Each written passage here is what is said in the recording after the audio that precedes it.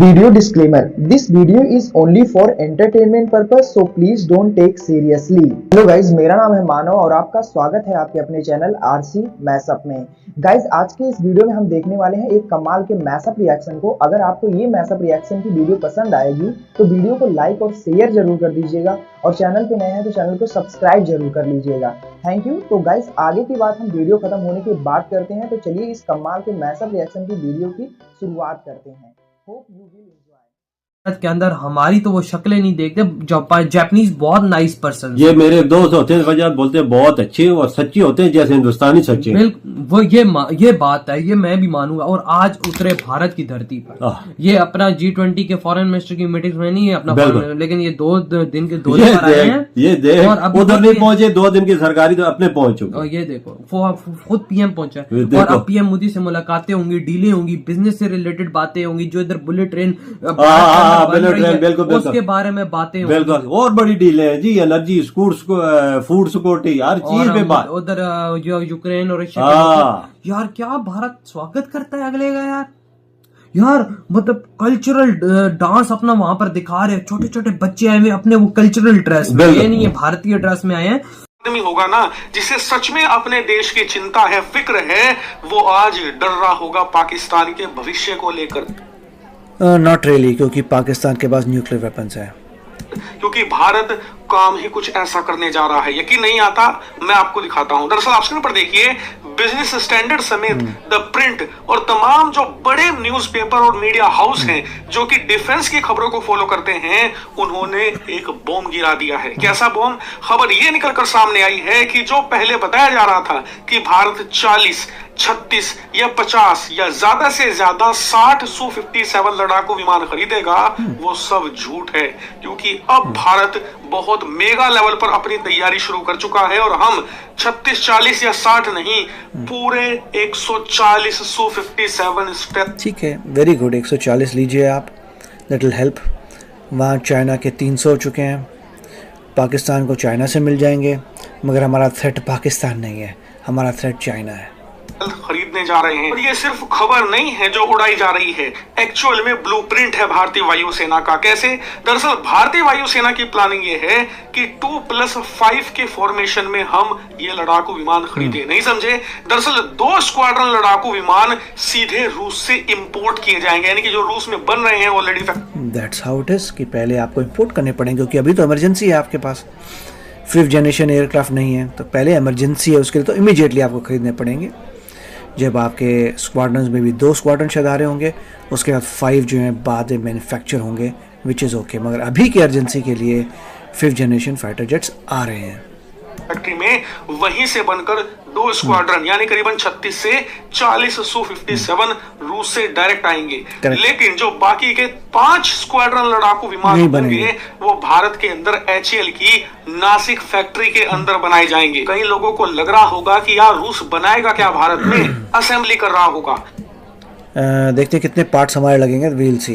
यानी कि रूस के अंदर लड़ाकू, क्योंकि कुछ पार्ट तो Su-30 MKI के साथ मैच करता है।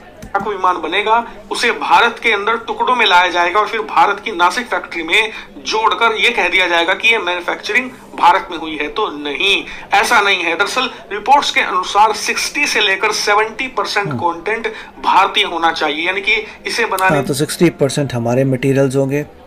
जो Su-30 MKI अभी बनता है उसके सिमिलर होंगे, इसलिए वही पार्ट्स लग जाएंगे, विच इज़ वेरी नाइस। 60% आपके हैं, आपको सोर्स कोड दे रहे हैं, इससे बढ़िया आपको क्या चाहिए? It's beautiful. सिर्फ यह देखना पड़ेगा कि रशिया से कितनी जल्दी आ रहे हैं 2 स्क्वाड्रन्स, क्योंकि इंडिया को तो अभी चाहिए। जो एलॉय यूज होगा, जितना भी प्रकार का मटेरियल होगा, उसमें 60-70% इंडियन कंटेंट होगा। इतना ही नहीं, जितने भी मेजर पार्ट हैं इस जेट के, वो भारत में मैन्युफैक्चर होंगे। लेकिन हाँ, इंजन और कॉकपिट, इसके अलावा कुछ हिस्से इलेक्ट्रॉनिक के डायरेक्ट रूस से इंपोर्ट किए जाएंगे। यानी कि असेंबली नहीं, प्रॉपर मैन्युफैक्चरिंग होगी भारत के HAL के ना। ये तो सभी को पता है कि इंजन अभी इंडिया में मैन्युफैक्चर नहीं होता, किसी और कंपनी का मैन्युफैक्चर नहीं होता, हमारा मैन्युफैक्चर नहीं होता अदर देन कावेरी, जिस पे काम चल रहा है। तो इंजन का तो पंगा पड़ा हुआ है कि इंजन आपको ज़बरदस्त बनाना पड़ेगा, और इसीलिए मोदी जी ने भी अपने स्पीच में कहा था कि एयरक्राफ्ट इंजन सबसे क्रिटिकल है जो हमें खुद बनाना है। नासिक प्लांट में। लेकिन अब कई लोगों को टेंशन हो रही होगी कि यार हम 140 स्टेल्थ लड़ाकू विमान खरीद रहे हैं रूस से, अब भारत के एमका का क्या एमका प्रोजेक्ट खत्म हो? एमका चलता रहेगा, वो तो इवेंचुअली आप किसी और पर निर्भर थोड़ा रह सकते हैं लाइफ में। इनसे ले लिए तो क्या हुआ, पैसा आपका ठुका, इतना ज़बरदस्त मैसिव अमाउंट ऑफ मनी गया रशिया को, इतना आपकी लग गई। Of course you need your own. एमका तो हमेशा रहेगा, end of the day it will be only एमका एंड तेजस। ये सब चीज़ें नहीं होंगी, ये तो अभी टेम्परेरी के लिए हैं, जब तक हमारे पास अपनी टेक्नोलॉजी नहीं है। हो गया हमेशा हमेशा के लिए, तो कतई नहीं।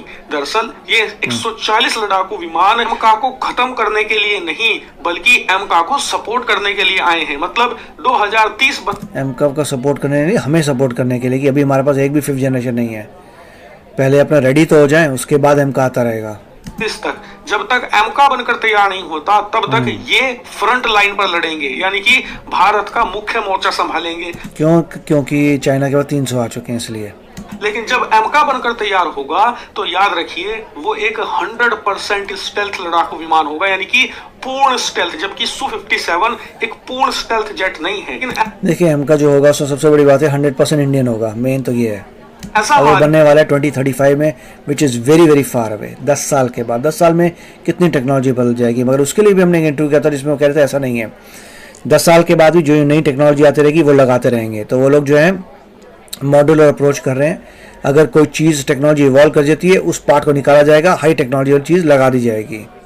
ये कि जो चीन के पास स्टेल्थ लड़ाकू विमान है, चाहे J-35 हो, J-20 हो, J-56 हो, वो अगर 70% स्टेल्थ है तो ये 90-95% तक स्टेल्थ है। मेनली जो इसका इंजन का टेल वाला इलाका है वहीं पर 2-4% की स्टेल्थ की कमी रह जाती है। लेकिन हाँ, चीन के तमाम लड़ाकू विमानों को काउंटर करने के लिए ये सफिशिएंट होगा। कि कई लोग निराश हो गए होंगे कि यार अगर ये पूर्ण स्टेल्थ होता तो मजा आ जाता, तो यहीं पर आप गलत हैं।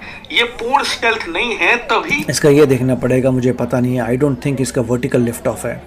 F-35 का एक था कि F-35 वर्टिकल लिफ्ट ऑफ था, मतलब यूं ही सीधा उड़ सकता था वो। इसमें मुझे पता नहीं कि इसके पास वर्टिकल लिफ्ट ऑफ है कि नहीं है। ये एमका का कभी कंपटीशन नहीं बन सकता, यानी कि भारत सरकार या भारत की सेना कोई भी भविष्य में कितना भी जोर लगा ले, एमका के प्रोजेक्ट को खत्म कर ही नहीं पाएंगे, क्योंकि ये कभी भी कम्पीट नहीं कर सकता एमका के साथ। नहीं, पॉइंट ये है कि आपको आत्मनिर्भर होना है, तो आपको एमका तो चाहिए। Eventually and of the day अपने ही पढ़ाएंगे ना प्लेन्स, किसी से तो जिंदगी में थोड़ा खरीदते रहोगे किसी और से। एमका जब आएगा वो वर्ल्ड का बेस्ट स्टेल्थ जेट होगा, जो चीन छोड़िए, रूस छोड़िए, यूरोप के तमाम फाइटर जेट को टक्कर देने में सक्षम। ये तो जब टेस्टिंग होगी तब पता चलेगा एमका कैसा बनता है। तब तक का टेक्नोलॉजी बहुत इवॉल्व हो जाएगी, तो थोड़े पीछे चल रहे हैं टू बी फ्रैंक हम लोग। होगा वो F-22 रैप्टर के लेवल का होगा, यानी कि भारत 140 छोड़िए, अगर 250-300 Su-57 भी खरीदता है तब भी हमारी मजबूरी बनी रहेगी कि हम एमका का निर्माण जल्द से जल्द करें, और यही की पॉइंट है, यहीं पर हम जीत में रहेंगे। और इसीलिए जब तक एमका नहीं बनता, ये फ्रंट लाइन की जो एक्सपेक्टेड था, and that will be very helpful for India, क्योंकि चाइना को काउंटर करने के लिए इमीडिएटली चाहिए स्टेल्थ। वो भी आ रहे हैं 2 स्क्वाड्रन्स, 5 बाद में आएंगे। और एमका पे काम चलता रहेगा, क्योंकि आपको खुद के बनाने हैं। एंड ऑफ द डे आप दूसरों पे डिपेंड नहीं हो सकते। तो 10 इयर्स का मुझे एस्टिमेट लग रहा है कि 10 इयर्स के बाद India will be self independent, किसी चीज की जरूरत नहीं होगी किसी और ये मेरे दोस्त सपोर्ट करेंगे उस टाइम पे। उसके बाद जो इंडिया डिसीजन लेगा की जो एक्सपेक्टेड था, and that will be very helpful for India, क्योंकि चाइना को काउंटर करने के लिए इमीडिएटली चाहिए स्टेल्थ। वो भी आ रहे हैं 2 स्क्वाड्रन्स, 5 बाद में उधर नहीं पहुंचे, 2 दिन की सरकारी एमका पे काम चलता रहेगा, क्योंकि आपको खुद के बनाने हैं। एंड ऑफ द डे आप दूसरों पे डिपेंड नहीं हो सकते। तो 10 इयर्स का मुझे भी एस्टिमेट लग रहा है कि 10 इयर्स के बाद India will be self independent, किसी चीज की जरूरत नहीं होगी किसी और देश से। इनफैक्ट हम सिर्फ एक्सपोर्ट ही करेंगे उस टाइम पे। उसके बाद जो इंडिया डिसीजंस लेगा देव की जो एक्सपेक्टेड था, and that will be very helpful for India, क्योंकि चाइना को काउंटर करने के लिए इमीडिएटली चाहिए स्टेल्थ। वो भी आ रहे हैं 2 स्क्वाड्रन्स, 5 बाद में आएंगे।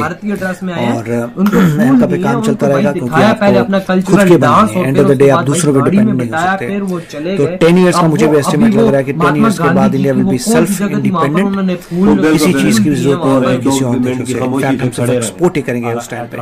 उसके बाद जो इंडिया डिसीजंस लेगा। गाइज, आपको यह मैसअप रिएक्शन का वीडियो कैसा लगा? अपने थॉट को नीचे वीडियो के कमेंट में जरूर बताइएगा। वीडियो पसंद आई हो तो वीडियो को लाइक जरूर कर दीजिएगा। चैनल पे नए हैं तो चैनल को सब्सक्राइब जरूर कर लीजिएगा। तो थैंक यू, मिलते हैं नेक्स्ट वीडियो में।